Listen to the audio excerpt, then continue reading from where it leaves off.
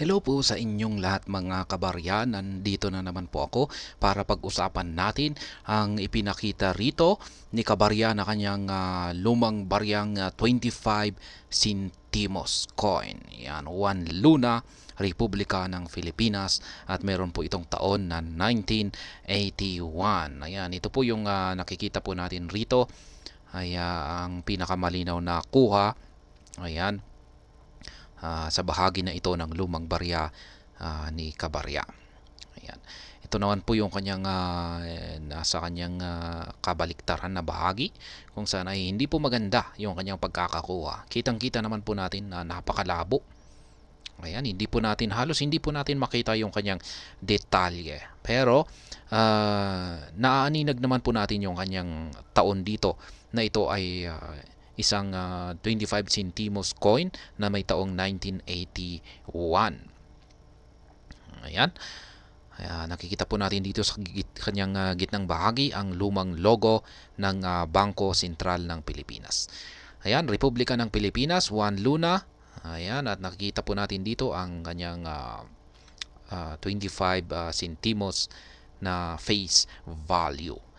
Ngayon ay magkano ba ang bentahan ngayon sa mga ganitong uri ng lumang barya?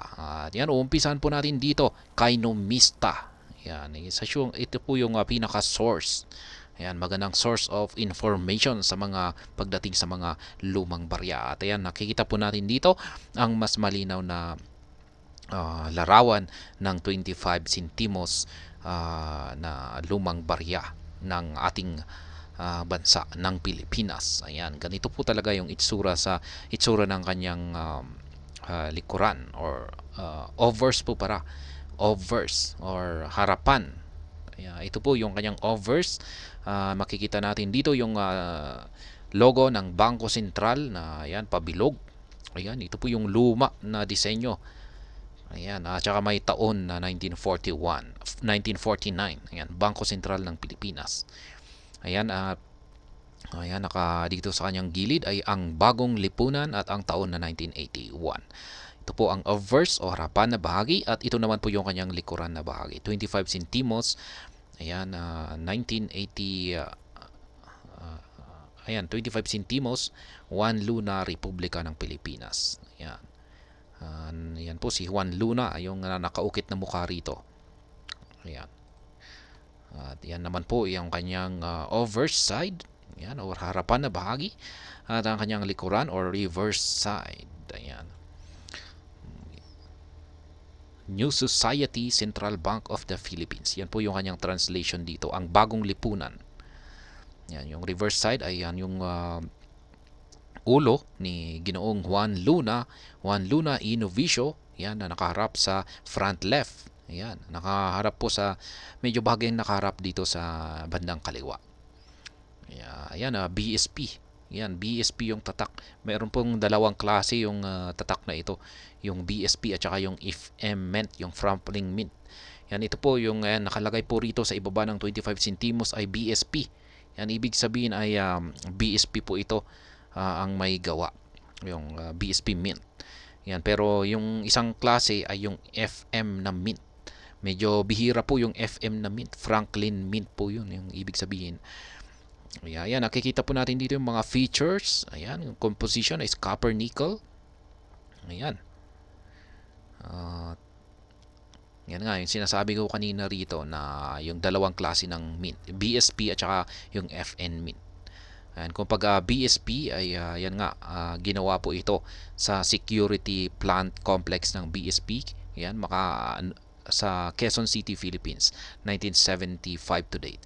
Yan, kung pag yung FM Mint naman ay gawa po ito sa ibang bansa, sa Wawa, Pennsylvania, United States. Yan, mula noong 1964. Ayan, pagdating po sa presyuhan, ayan, 1979 to 1982. Yung lumang barya rito ni Kabarya ay ayan, kitang-kita naman po 1981 yung kanyang taon.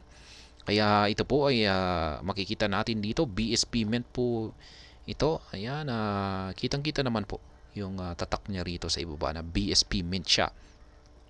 Kaya ayan, BSP Mint na 1981. ay nagkakalaga po ito. Ayan, yung kanyang good condition ay 3 pesos. Yung kanyang very good condition naman ay 15 pesos. Yung kanyang fine ay 17 pesos. Ayan, very fine at saka extra fine ay ganun po, magkakapareho ng kanilang presyo. 17 pesos na rin po. Ayan, yung ito almost uncirculated naman ay 20 pesos. At saka yung uncirculated ay 30 pesos. Yung kanyang frequency ay 42%. Ibig sabihin po ay napakarami po ang na mga kolektor ang may hawak ng ganitong lumang barya. 1981 na BSP mint na 25 centimos coin. Kaya ibig sabihin ay mababa po yung demand dito. Mas marami po yung nagbebenta. Kaya mahirap pong ibenta ngayon ang ganitong lumang barya. 1981 na 25 centimos coin. Mas marami po yung mga nagbebenta kumpara sa mga gustong bumili. At ngayon ay yan sa ibang mga online store naman kasi mababa po talaga yung presyuhan pagdating dito kay numista. Sabi nila ay minimum price naman daw po yung kanilang nakalagay rito. Yung presyuhan dito ay minimum price, ito yung pinakamababa na price offer ng mga ayan, presyuhan. Kaya ayan, dito meron po tayo dito kay Lazada. Ayan, may nagbebenta po dito kay Lazada ng 25 centimos na Juan Luna. Ang bagong lipunan, 1981. Kitang-kita naman po natin dito na ang kanyang presyo ay 95 pesos. Yan, naku po, may standard delivery pa na 80 pesos. Yan, siguro kikitain niya na lamang dito ay 15 pesos. Yan, kasi ang mahal po ng ay sa tingin ko ang magbabayad naman po yata dito sa delivery ay yung buyer. Ayan, kaya plus 80 pesos na lamang itong 95 pesos. Kaya ayan po yung kanyang yung itsura ng kanyang 1981. Ito po yung kanyang overside. Ayan, kitang-kita po natin na medyo nangingitim na dahil sa kalumaan nito. Ayan, 1981 ang bagong lipunan, pero ayan, napakalinaw naman po yung mga detalye. Yan, ang mga nakaukit sa kanyang overside na ito. Ayan. Kung ganito sana yung pagkakakuha ni Cabarya sa kanyang sa overside ng kanyang lumang barya na ito, ay yan, mukhang masasabi natin na mas maganda yung kondisyon ng kanyang lumang barya na ito. Yan, pero mukhang medyo magalaw po yata yung kanyang kamay sa pagkuha ng mga larawan. Kaya ayan, ganyan po talaga ang itsura ng overside ng 25 centimos coin. Ayan, ito naman po yung reverse side. Yan, yung mukha ni Ginoong Juan Luna, 25 centimos. At yan, kitang-kita po natin sa ilalim ng 25 centimos ay nakatatak ang BSP Mint. Ayan, BSP Mint po ito, Republika ng Pilipinas. Yan, medyo may mga konting maliliit na dent o UP sa mga gilid nito at nangingitim na ito. And dahil sa medyo lumang-luma na at may mga maliliit na gasgas. Kaya masasabi natin na siguro, pwede siguro ito sa good condition. Ayan. At yan po, binibenta po niya sa halagang 95 pesos. Ayan. Dito naman po tayo kay eBay, ebay.com. Ayan. International na online store po ito, eBay. At meron po akong nakita rito na isang seller na nagbebenta ng kanyang napakaganda. Ayan, ang ganda po ng pagkakatago. Kumikinang, mukhang bagong-bago pa. Yan, ni walang gasgas. Talagang ganyan po talaga ang pagtago. Kung isa ka talagang kolektor ay dapat ganyan yung itsura ng mga barya na tinatago mo. Ni walang gasgas, parang bagong labas sa factory. Bagong manufactured. Parang bagong gawa lamang, sobrang kintab. Wala ka man lang makita na maski isang maliit na gasgas lang or hindi pa ito nangitim. Yan, bagong bago talaga, kaya mahal talaga ito. Binebenta po niya ito, ayan, binebenta niya sa halagang $69.33. Yan, PCGS PR69 DCAM Philippines. Ayan, 1979. Franklin Mint. Ayan, Franklin Mint po siya. Kaya ayan, 25 centimos. Yan, Franklin Mint po pala siya. Ayan, ang mahal nito. Check natin yung Franklin Mint kay Numista. Yung Franklin Mint niya ay ayan, wala po. Wala pong presyo. Ayan, kasi napaka bihira po talaga, 0.8% yung Franklin Mint, yung kanyang frequency. Ayan, ito naman po yung kanyang likuran. Check natin yung kanyang likuran. Ayan, 1979 po pala ito. Hindi po siya 1981. Ayan. Pero halos magkapareho na rin po ng disenyo ang 1981 at saka 1979. Ayan, talagang ganyan po talaga. Kung pag magtago tayo, kung pag talagang isa tayong kolektor ay ganito talaga dapat yung kondisyon ng mga barya na talagang tinatago natin. Yan, ang ganda ng kanyang pagkakatago. Talagang magaling talaga yung kolektor na ito. Ayan, magaling siyang magtago. At ngayon ay binebenta niya po ito sa halagang $69.33. Yan, ang katumbas po nito, ang equivalent po ng 69.33 US dollars sa ating pera ngayon ay yan po, ito ay nasa 3,938.60 pesos. Yan po yung presyo nito sa pera natin na Philippine peso. Yan, umaabot na po ng almost halos malapit na pong maging 4,000 pesos yung kanyang benta rito. Pero yan, yun nga, ang ganda ng kanyang lumang barya na ito.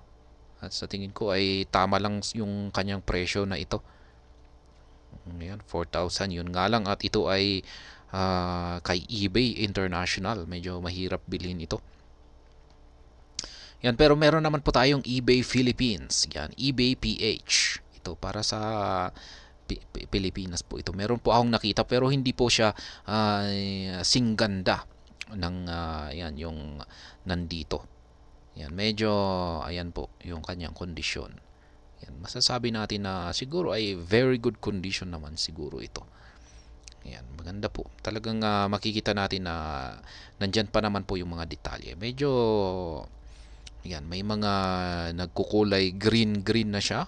Yan, dahil sa ganyan po talaga kung pag medyo yung kung pag tinatago natin yung ating lumang barya sa isang lugar na yung kanyang lugar ay medyo parang nagkakaroon ng moisture. Ayan, medyo malamig, lalong-lalo sa mga medyo malamig na mga kung saan natin tinatago yung ating mga lumang barya ay talagang magkakaroon po siya ng ganyan. Magkakaroon siya ng green na kulay, mangingitim. Ayan. Kaya may mga tamang lugar kung saan po natin dapat itago yung ating mga lumang barya para hindi ito mangitim or magkaroon ng mga ganitong kulay na kulay green. At ayan, binebenta po niya ito ng 0.99 US dollar. Ayan, ang approximately equivalent po ito ng 56.24 Philippine peso. Ayan, at least mura naman po. Ayan, pero ganyan po yung condition. Pero yung talagang mga kolektor po talaga, yung hinahanap nila ay yung mga ganito. Ayan, mga ganyan talaga. Yung mga siguro yung kung talagang hindi sila hirap silang makahanap ay talagang maski magse-settle down na sila sa ganitong klase. Pero kung pag merong ganito, yan, maski ganito kamahal, ay talagang yung mga kolektor ay mas talagang pipiliin nila talagang bilhin ito. Pag-iipunan nila ito. Yan, hanggang sa makaipon sila ng sapat na pera para mabili nila yung sa ganitong presyo kumpara sa yan magse-settle down sila sa ganito. Yan, kung pag talagang hirap na talaga silang makahanap ay talagang sa kanila bibilhin ito. Yan.